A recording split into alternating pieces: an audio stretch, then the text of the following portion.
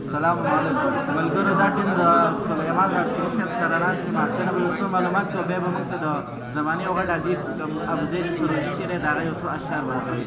سلیمان صاحب شاعري دې څنګه شروع کړو څنګه دې دې سره شوق دی؟ شاعري سره موږ اول شوق نه و دا موږ چې کله دا مقامات لیکل مقامات حریري دا قاسم ابن علي الحریري لیکل او په دې کې د ابوزید سروجي ډېر ښایسته شعرونه دي. ما چې کله هم دغه شعرونه وکتل نو زما یې د شاعرۍ سره یو جذبه پیدا کړه او ماشاءالله ډېر ښایسته شعرونه یې لیکلي.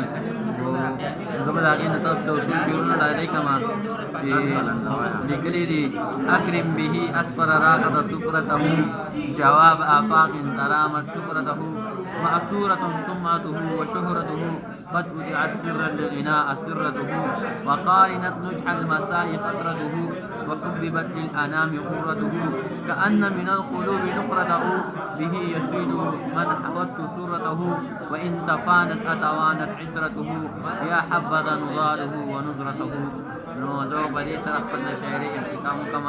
ټیم چونکې مختصر دی او ماشاءالله دا د ابوزید سروجي ډېر ښکلي اشعار دي کوم چې د دینار صفت کړی نو په دې باندې علما طلبا ډېر ښکلي ډېر ښه دی.